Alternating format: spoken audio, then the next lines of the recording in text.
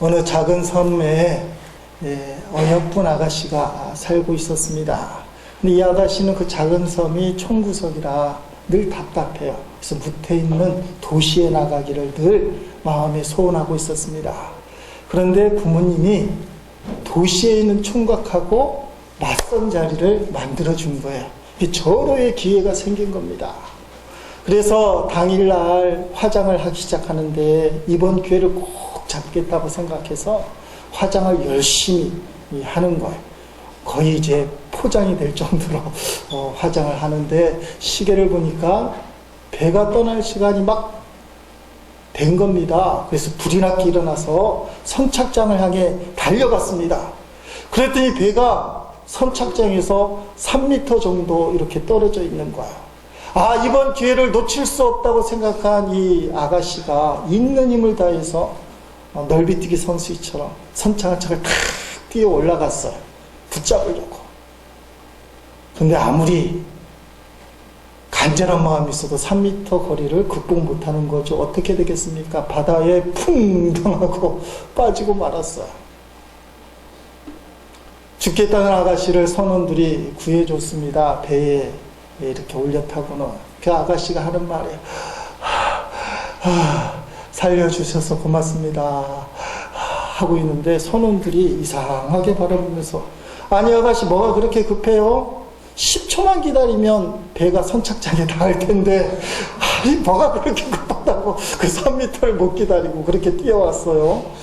이 아가씨가 백고동 소리가 들리고 시계를 봐서 선착장에 갔을 때 3m 떨어진 그 배 차이가 떠나는 백고동 소리가 아니고 도착하는 백고동 소리, 이렇게 착각을 해서 뛰어들었다가 오히려 낭패를 당한 절호의 길을 놓쳐버리는 그런 이야기입니다. 이 이야기 속의 직접적인 교훈은 마음이 조급할 때 실수할 수 있고 참담할 수도 있다.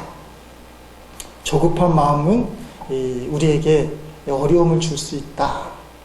그런 교훈이 있습니다. 조급하게 되면 상황 판단하기가 힘들잖아요. 그런데 제가 이렇게 생각을 해봤습니다. 만약 이 아가씨가 조급한 마음 대신에 긍정적인 마인드, 그런 마인드가 있었다면 어떻게 됐을까?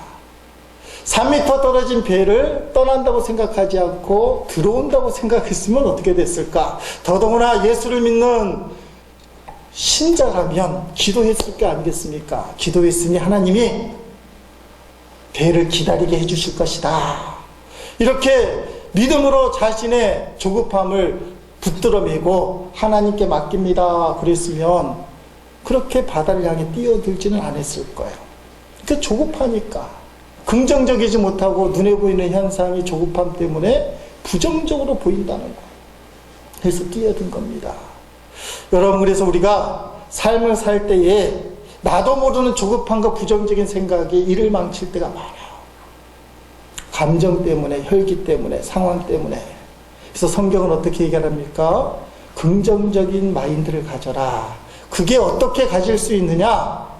데살로니가 전서 5장 16절 18절 말씀, 우리가 잘 아는 말씀.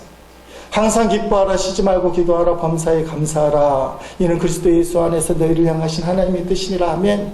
감사와 기쁨이라는 거야. 내게 주어진 것들을 감사하고 기뻐하면 이게 긍정적인 마인드가 내 안에 생겨나는 거예요. 그래서 이 훈련을 많이 하고 있습니다. 저는 이제 식당 가면 우리 집사람이 눈치챘는지 모르지만 우리 집사람 맛없다는 말을 잘해요. 옛날 같지 않다, 맛없다. 전혀 저는 그런 말 안 해요. 아마 제가 얘기 안 하는 거 봤을 거예요. 우리 집사람 옆에서 맛없다 그러면 그래도 맛있다 그렇게 얘기해요. 안 좋은 말 할 필요가 없는 거예요. 긍정적인 마인드를 가져야 돼요. 하나님이 왜 우리에게 또 한 번의 감사절기를 허락하셨는가? 삶을 긍정하라는 거예요. 하나님이 주신 것은 다 선한데 어느 순간 우리는 선하지 않다고 느껴요. 불편합니다. 힘듭니다. 어렵습니다. 이건 맛이 없습니다. 나를 힘들게 합니다. 주변 환경이 다 나를 힘들게 한다고 그래요. 근데 추수감사절날 주님이 우리를 하여금 감사하게 만들어서 다시 한번 긍정하게 하는 거예요. 긍정하게 되면 여유가 생기고 사리 분별을 분명하게 판단하게 되고 내 삶이 더욱더 효율적으로 살아갈 수 있는 힘이 생기는 거예요.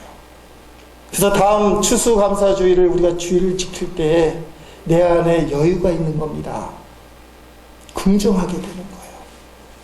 여러분의 가슴을 찢게 만드는 그 일, 그 사람, 그 사건이 나에게 상처가 되고 아픔이 되고 쓴뿌리가 되지만 감사절기를 맞으면서 그걸 긍정하는 거예요. 그러면 삶의 여유가 생겨나기 시작하는 거예요.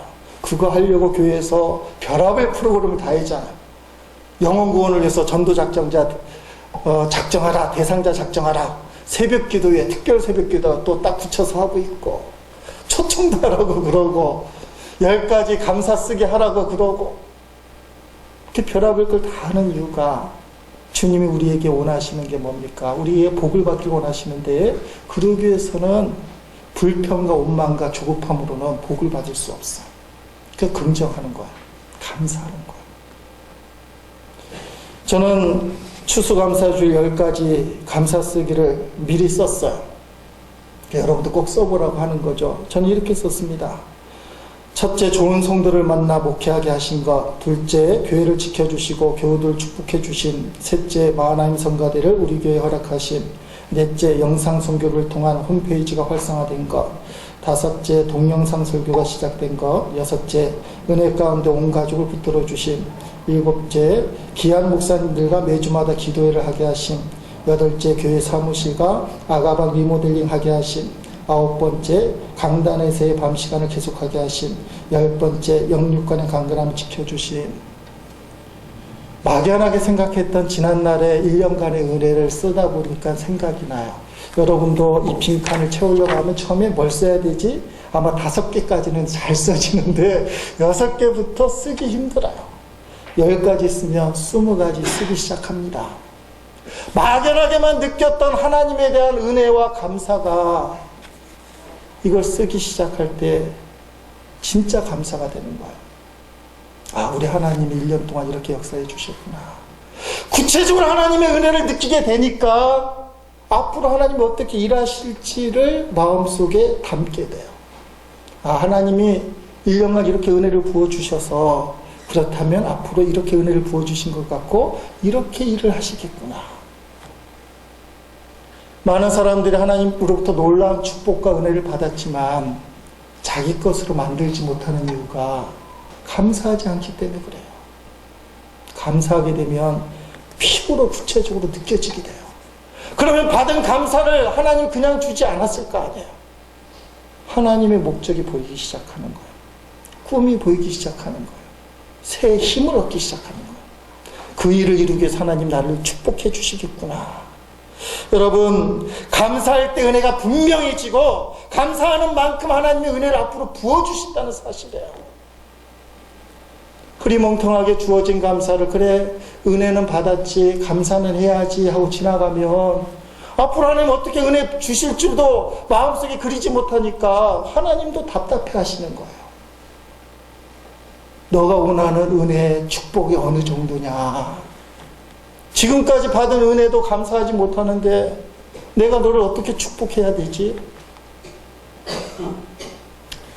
오늘 본문에 보면 예수님을 만난 두 사람이 나옵니다. 바리새인 시몬과 창녀, 동네에서 소문이 안 좋은 가늠한 여인 마리아가 나오고 있어요. 이 두 사람은 비교가 안 되죠. 바리새인 하면 사회적으로, 지위적으로, 경제적으로 그 사회의 엘리트에 해당되는 사람들이 우러러보고 존경하는 높이 서 있는 사람이에요. 성경에 나와 있다시피 이 마리아 여인은 사람들이 손가락질 당하고 수치를 당하는 인상을 쓰고 아 저런 여자 왜 왔어 하는 안 좋은 여자예요. 그런데 예수님 앞에 서니까 이 두 사람이 완전히 정반대가 되는 거예요.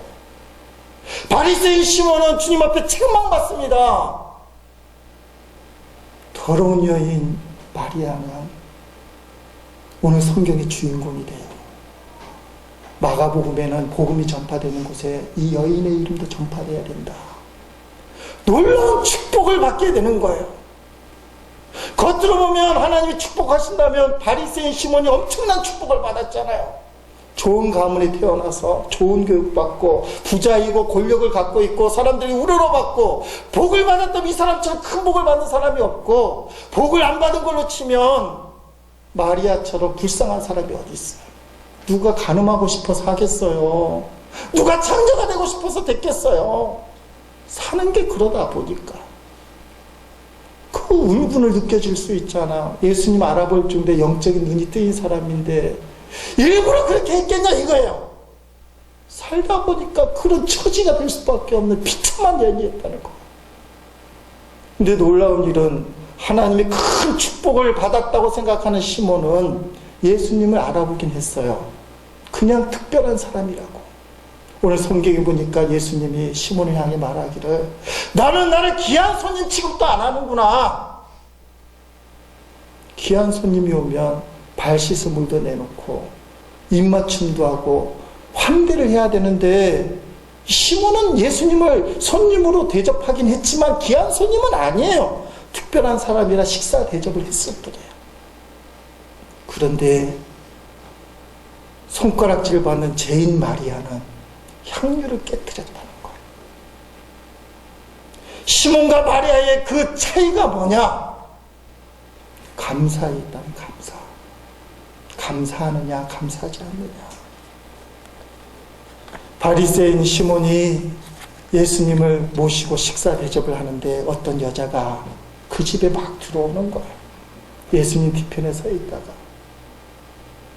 이 여자가 향유를 깨뜨리고 옥합을 깨뜨리고 향유를 예수님 발에 붓는 겁니다. 사람들 인상이 다 우거지상에 찌푸려져 있어. 동네에서 소문난 악한 여인, 죄가 많은 여인 마리아라는 거예요. 마리아. 이 마리아가 주님 앞에서 덕곡을 하는 거예요. 눈물을 툭툭툭툭 흘리는데 얼마나 울었는지 예수님 발에 홍군이 젖을 정도로 울었어요. 그리고는 그 긴 머리로 예수님 발을 닦는 겁니다. 마지막에 옥합을 깨뜨려 향유를 붓는 거예요.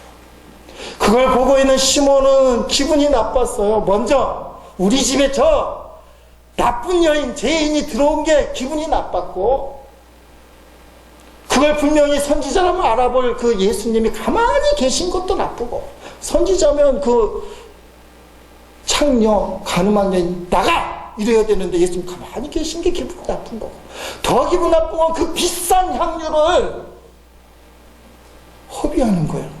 예수님 발 앞에 쏟아붓는 게 기분이 나쁜 거예요. 그러니까 바리새인 시몬은 얼굴이 우거지상이 되고, 뭐 이런 일이 다 있어. 아니 우리 집에 뭐 이런 일이 다 있어. 그러고 있는 거야.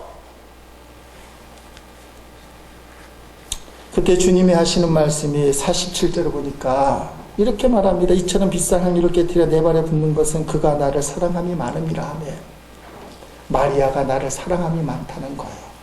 마리아는 나를 많이 사랑한다는 거예요. 거꾸로 얘기하면 시몬 너는 나를 사랑하지 않는다는 거예요. 손님 대접해서 식사는 지금 대접하고 있지만 넌 날 사랑하지 않는다는 거예요. 이 여인이 나에게 감사하는 것을 보니 사랑을 많이 받았다, 은혜를 많이 받았다. 은혜를 많이 받아서 감사하는 것으로 치면 바리새인 시몬이 더 감사해야 되잖아요. 은혜 받은 걸로 감사하기로 치면. 근데 주님은 역설적으로 얘기해요. 감사하는 이 마리아가 은혜를 더 많이 받았다. 눈으로 보면 누가 은혜를 많이 받았어요? 바리새인 시몬이 탁월한 축복을 받았죠. 은혜를 받았죠. 근데 은혜가 없다는 얘기예요. 은혜를 전혀 못 받은 마리아가 은혜를 많이 받았다. 왜요? 감사했기 때문에. 여러분, 왜 바리새인 시몬이 예수님 앞에 감사를 못했느냐 딱 잘라서 얘기하면, 예수님이 하나님의 아들 그리스도 메시아인 것을 알아보지 못했어요. 반면에 마리아는 예수님이 하나님의 아들 예수 그리스도 메시아인 것을 알아봤어요. 만약에 바리새인 시몬이 예수님이 메시아인 것을 알아봤다면 향유가 문제겠어요. 마리아보다 감사를 하며 더 많이 했을 거예요. 왜냐하면 조상 베드로를 기다려온 게 메시아잖아요. 유대인들의 간절한 소원이 예수님 그 메시아를 기다리는 거잖아요. 그 메시아를 확인만 했다면, 진짜 메시아인 줄 믿었다면 바리새인 시몬이 가만히 있겠어요? 아마 엄청나게 감사를 했을 거예요. 근데 예수님을 못 따라봤어요. 반면에 마리아는 예수님을 알아봤어요. 예수님이 그렇게 인정해 주셔요. 한 달 전에 마가복음 14장 3절로 9절까지 주님의 머리에 기름 부음이라는 말씀으로 전한 적이 있어요. 그때 말씀을 드린 거예요.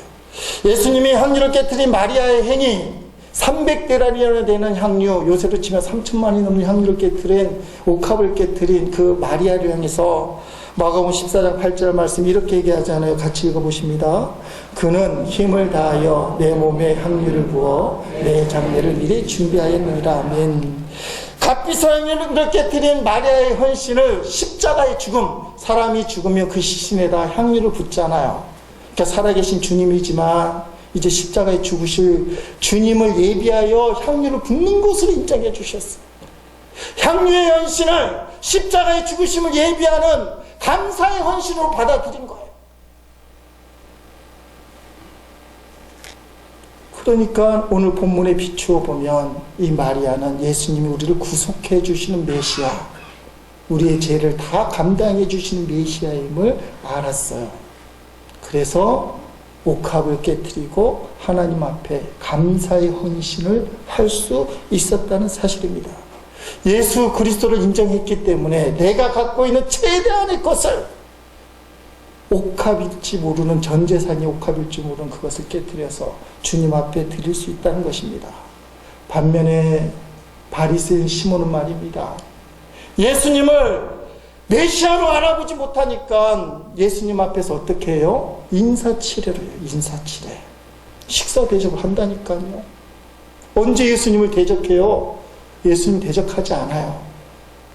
인사는 해요. 그러나 마음속에 감사가 없어요. 신앙생활을 교회에 나오고 하나님을 찬양하고 기도하고 전도하고 어떻게 보면 사랑의 헌신을 한다 할지라도 그 속에 사랑이 없으면, 사랑은 예수님의 십자가 생명이잖아요. 아무것도 유익이 안 된다고 얘기해요. 설령 자신의 몸을 불살라 준다 할지라도 그 속에 사랑 생명이 없으면 헛된 거예요.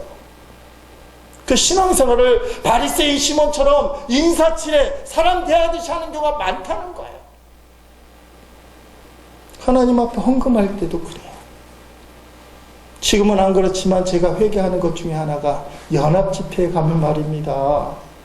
우리 김해 지역 연합집회, 부활절 때, 또 우리 부산서지방 연합집회, 또는 매년 이제 모여서 하는 지방회 때, 개회 예배 때 헌금을 해요. 근데 그 헌금이 아까운 거예요. 넉넉하면 마음껏 드릴 수 있는데, 그래서 지갑을 꺼내면 부끄러운 고백입니다만 큰 돈을 못 꺼내요. 1,000원짜리 3개, 5,000원짜리. 그리고 사람들 안 보이게 부끄럽게 꽉 잡아서 집어넣어요. 창피하니까. 목사라서 헌금을 해야 된다고 생각을 하지만 하나님께 하는 게 아니에요. 의무적으로 하는 거예요. 헌금을 한 게 아니라 회비를 냈으니 헌금의 축복을 못 받는 거잖아요. 사람 눈치 때문에 보는 거예요.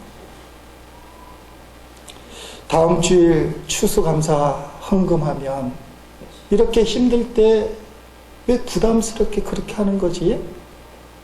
감사 헌금은 자발적으로 하는 거잖아. 근데 목사님 왜 저렇게 강요를 하지? 추수감사 헌금을 어떻게 해야 되지? 에이, 작년만큼만 하자. 좀 힘든 거 좀 줄이자. 기준이 하나님께 있지 않고 자기 형편이 있는 사람, 자기도 모르게 바리새인 시몬이 되는 거예요. 하나님이 안 보이는 거예요. 어떤 분은 더 노골적으로 헌금을 교회 운영비라 생각해요. 맞습니다. 헌금이 나오면 목사 사례 나오고 부서 돌아가고 선교비 쓰고 관리비 되고 써요. 근데 그 헌금이 왜 교회 운영비예요? 의무감으로 하는 교회 운영비예요. 아, 우리 교회 좀 어려운가 보다. 이번 추수감사절 헌금 이야기를 시게 하시네. 또 이런 분도 계실지 몰라요. 교회는 하나님이 책임져 주십니다. 여러분이 책임져 주는 게 아니에요. 자기가 책임진다고 그러면 의무 헌금 해야 되나? 많이 해야 되나? 하나님 안 보이고 헌금하는 거 바리새인 시몬이에요. 식사 대접을 한다니까요. 예수님 식사 대접 해야죠. 근데 감사가 없어요. 다음 주일 추수감사절 맞을 때 의무감으로 하는 분들은 감사가 없잖아요. 부담만 되고 왜 이렇게 힘들게 하지? 추수감사절은 다음 주에 설교드리겠지만 천국의 모형이에요. 잔치의 모형이에요. 천국 잔치의 모형이 추수감사절. 영혼을 모두 거두는 거죠. 마지막 날에 심판이 끝난 다음에 구원받은 성도들, 저와 여러분, 영혼의 추수들이 모여서 하나님을 찬양하는 게 천국 잔치예요. 1년을 지나고 하나님 주신 열매를 거두어 감사를 드리는 것, 이게 추수감사절이면 그 추수감사절이 말세의 심판 이후에 천국의 잔치를 우리에게 보여주는 거예요. 그 추수감사절이 기쁨이 돼야 돼요. 하나님 정말 이렇게 역사하셨구나. 그런데 이게 기쁨이 안 되고 부담이 되면 내 마음속에 바리새인 시몬이 있는 거예요. 하나님이 은혜를 많이 부어주셨는데 못 느끼는 거예요. 이유는 딱 한 가지입니다.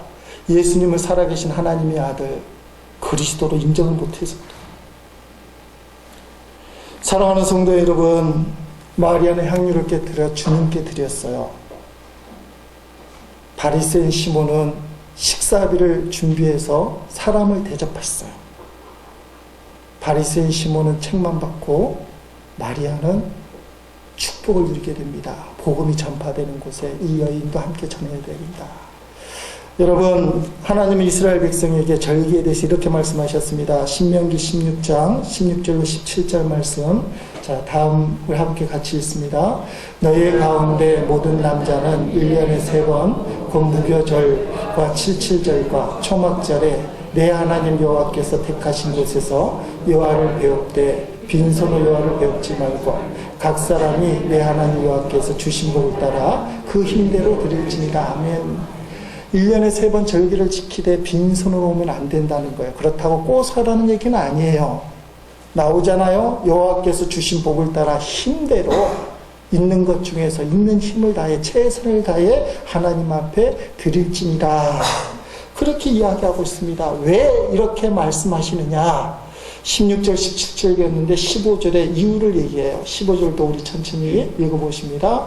내 하나님 여호와께서 택하신 곳에서 너는 이래 동안 내 하나님 여호와 앞에서 절기를 지키고 내 하나님 여호와께서 내 모든 소출과 네 손으로 행한 모든 일에 복 주실 것이니 너는 온전히 즐거워할지니라. 아멘. 하나님이 복을 주실 것이니 그렇게 되어 있어요. 우리는 복 주신 것 감사하는데 너의 여태까지 행한 모든 일에 복을 주실 것이라고 얘기가 있어. 지금까지 행한 모든 소출로 내송행한 모든 일에 복을 더해 주실 것이다. 미래형이에요. 감사를 하면 하나님께서 복을 더해 주실 것이다. 그렇게 우리에게 말씀을 하고 있는 것입니다. 그러니까 이것은 지난날의 감사이기도 하지만 추수감사절은 앞으로 주실 복에 대한 표현이기도 해요. 자, 헌금할 때 주의할 점이 있습니다. 말라기 1장 8절 말씀 우리 읽어보십니다. 만군의 여호와가 이르노라 너희가 눈먼 희생품으로 바치는 것이 어찌 악하지 아니하며 저는 것 병든 것을 드리는 것이 어찌 악하지 아니하냐. 이제 그것을 너희 총독에게 드려보라. 그가 너를 기뻐하겠으며 너를 받아주겠느냐. 아멘. 자, 하나님은 중심을 보시고 액수를 안 보셔요. 그런데 이 말은 무슨 뜻이냐? 총독은 권력자잖아요. 그 동네 이스라엘의 가장 큰 권력자인데 권력자에게 5,000원 주는 거예요. 총독님 쓸 일 있으면 쓰세요. 5,000원 주면 총독이 뭐라고 했어요? 이 사람아 나를 뭘로 보고 그거 하나님 그 총독 앞에 기쁨이 되겠느냐? 그거 받아주겠냐? 근데 하물며 하나님 앞에 너희가 왜 악한 거 눈먼 희생제물 저는 거 병든 것을 드리려고 하느냐? 해오름교회 부산에 있는 장로님, 제가 지방일을 할 때 그분이 하시는 말씀이 있어요. 성탄절 절기허금 때문에 말씀하시는데, 손자 돌잔치에 이 장로님이 50만 원인가를 투자를 했대요. 그 아들한테 손자 잘하라고. 근데 언뜻 드는 생각이, 성탄절에 예수님이 탄생하는데 자기 헌금을 10만 원 했더래요. 하나님이 책망하시더래요. 야, 네 손자는 50만 원 주면서 예수님 탄생은 어찌 그 모양이냐. 장로님 저 같으면 아무 말도 안 할 텐데 그걸 목사님들도 고백하는 거예요. 내 손자 돌잔치채는 50만 원을 투자했는데 우리 교회 절기헌금은 10만 원밖에 못했습니다. 가슴이 아프다. 헌금은 하나님 앞에 드리는 겁니다. 주신 은혜를 따라 최선을 다해 드리는 거예요. 그게 맞아요. 바리새인 시몬이 헌금을 한다면 많이 했을 거예요. 마리아보다 더 많이 했을 거예요. 마리아는 주님을 보고 헌금을 했기 때문에 옥합을 깨뜨릴 수 있었다는 것입니다. 기억해야 될 것은 인생의 고난이 겹쳐올 때마다 그때야말로 감사의 믿음이 필요할 때, 우리가 시편 23편 2012년 계속 묵상하는데 다윗은 말입니다. 사울왕의 모든 걸 뺏겼어요. 장군 자리도 뺏기고 가족도 뺏기고 친구도 다 뺏겼어. 사울왕이 군사들을 풀어서 다윗왕을 죽이려고 쫓아다니는 거예요. 다윗이 도망다니다 그 황량한 광야에서 굴을 하나 발견했는데 사막바람이 모지 부는 그곳에서 그나마 안식처를 발견한 거예요. 동굴 속에 들어가서 벌러덩 누워 있었습니다. 눈물이 나잖아요. 내가 어찌 이렇게 됐는가? 왕으로 기름 부음 받았는데 내가, 우리가 시편 23편 통해서 계속 본 거잖아요. 근데 내 모양이 이렇게 정처 없는 신세, 쫓겨다니는 신세, 죽을 수밖에 없는 위험에 놓여있는 신세. 그나마 다윗은 믿음이 있어서 벌렁 누웠다가 일어서서 앉고는 무릎을 꿇고 땅에 머리를 대고 하나님을 기도하는 겁니다. 인간은 똑같아요. 고난 가운데 있는데 누가 할렐루야 찬송합니다 기뻐합니다 하기가 쉽지 않잖아요. 진짜 신앙이 성숙한 분이 그렇게 하면 이해가 되는데 우리는 참 힘들어요. 다윗이 시편 57편 1절에 이렇게 자신의 입장을 고백합니다. 광야 동굴 속에서 쫓겨다닐 때, 자, 하나님 말씀 보겠습니다. 시편 읽어봅니다. 하나님이여 내게 은혜를 베푸소서, 내게 은혜를 베푸소서. 내 영혼이 주께로 피하되 주의 날개 그늘에서 이 재앙들이 지나까지 피하리이다. 아멘. 너무 슬퍼요. 처량해요. 힘들어요. 피하고 싶어요. 우리말로 하면 지긋지긋해요. 어디 마음 둘 곳 없는 가족, 집에 들어가도 뭐 이렇게 마음 둘 곳도 없고, 회사 나가도 뭐 반기는 사람도 없고, 친구들은 등 돌아서고 돈은 없고, 건강은 점점 나빠진다 그러고, 인생을 쫓기는 것 같고, 다윗처럼 강야 동굴 속에 벌떡 누웠는데 기댈 게 없어. 그래서 피하고 싶다, 뭐 죽고 싶다까지도 할 수 있습니다. 다윗은 기도하는 가운데 이상하게 마음에 뿌듯함이 생겼어. 내가 어렸을 때 저 벌판에서 양들을 칠 때 나는 혼자가 아니었다. 내가 저 골리앗 앞에 섰을 때 왜 내가 섰느냐? 나는 혼자가 아니었다. 그럼 이렇게 죽을 처지와 같은 이 고난이 겹치는 이 현장에도 나는 혼자가 아니다. 하나님이 함께 하신다. 나는 믿음으로 하나님께 감사하고 하나님을 찬양하겠다. 시편 57편 처량하게 시작하는데 여러분 7절로 11절까지 읽어보십니다. 글씨가 작은데 하나님이여 내 마음이 확정되었고 내 마음이 확정되었사. 내가 노래하고 내가 찬송하리이다. 내 영광아 깰지어다. 비파야 수금아 깰지어다. 내가 새벽을 깨우리로다. 주여 내가 만민 중에서 주께 감사하며 문나라 중에서 주를 찬송하리이다. 무릇 주의 인자는 커서 하늘에 미치고 주의 지혜는 궁창 일어나이다. 하나님이여 주는 하늘 위에 높이 보이시며 주의 영광이 온 색 위에 높아지고 하나이다. 아멘. 하나님을 찬양해.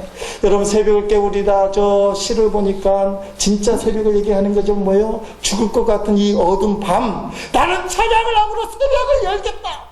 지금 처지는 쫓겨다녀서 광야의 동굴 속에 도망다니는 도망자 신세, 걸리면 죽는 신세지만 내 인생은 이렇게 끝나는 신세가 아니다. 하나님이 함께 하시니까 난 그 하나님을 찬양하겠다. 어둠을 깨뜨리겠다. 새벽을 깨우겠다. 그래서 성도는 고난 속에서 감사하고 찬양하는 거예요. 바울과 실라가 복음 전하러 지하 감옥까지 갔을 때 그때 찬송하고 기도하는 거예요. 하나님을 높이는 거예요. 그게 신앙의 힘이라는 사실입니다. 그때부터 다윗에게 기적이 일어났어요. 지금 형편이 어려우면 처음 말씀드린 것처럼 긍정적인 마인드가 우리의 삶을 복의 길로 이끌어요. 안 된다, 못한다 하면 더 힘들어져요. 판단력이 상실이 돼요. 더 저주에 빠지게 돼요. 그때 감사를 해야 됩니다. 주님이 그래서 감사절기를 통해서 복을 주시려고 하는 거예요.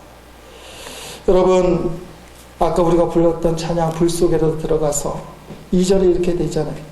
탕자를 살려준 주님 말씀에 죄인의 두 다리 묻어 두었네.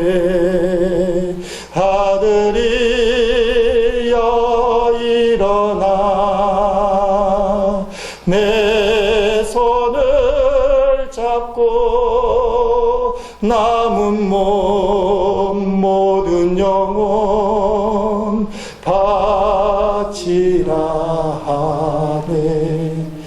아멘. 이 찬양의 주인공은 최도순 목사님이세요. 39살 때 공사장에서 두 다리를 잃었습니다. 이분이 1년 6개월 동안 9번의 대수술, 38명의 수월 끝에 목숨을 건졌어. 근데 다리를 잃어버렸어. 육신이 아픈 만큼 마음이 힘든 거는 그것 때문에 예수를 믿고 목사가 되었는데 자신의 다리를 끊게 만든 그 사람을 용서해 주는 거라는 거예요. 그건 안 된다는 거예요. 예수 믿고 거듭났는데도 자기 다리 끊게 만든 원인 제공자 3개월간 붙들고 용서를 했어. 그리고 이 가사를 쓴 거예요. 말이 안 되잖아요. 어떻게 얘기합니까?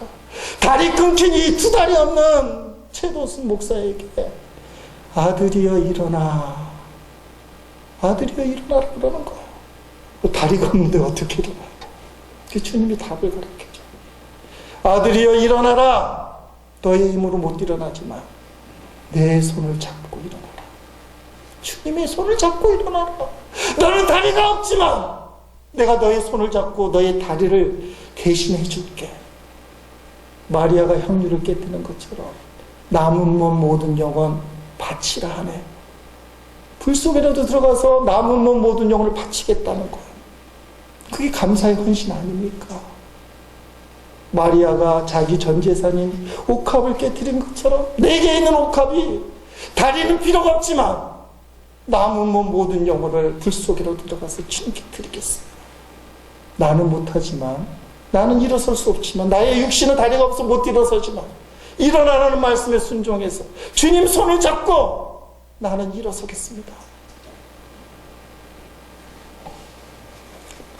예수님을 사람으로만 생각한 바리새인 시몬은 감사를 나올 수가 없어요. 대접을 합니다. 식사 대접 잘할 수도 있어. 근데 책망받아요.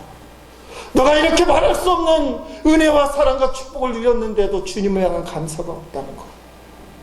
근데 마리아는 저주받은 인생, 오죽하면 창녀요 가늠한 여인, 근데 주님이 칭찬을 하셔요.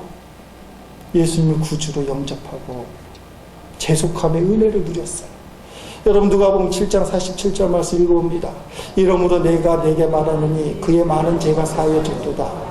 그는 그의 사랑함이 많으니라. 사함을 받은 정죄자는 적게 사랑하느니라면 실제로 창녀 마리아가 죄를 용서받았지만 진짜 모든 죄를 용서받은 건 십자가의 은혜를 깨달았다는 거예요.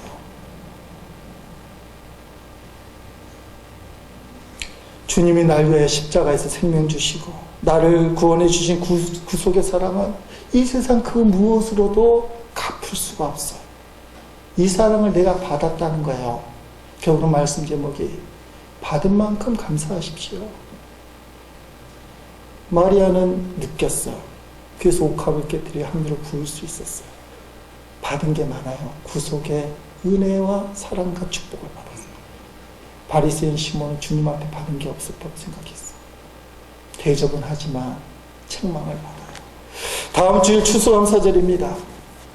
마리아의 감사가, 마리아의 눈물이, 마리아의 축복이 저와 여러분에게 넘치기를 주의 이름으로 축원드립니다.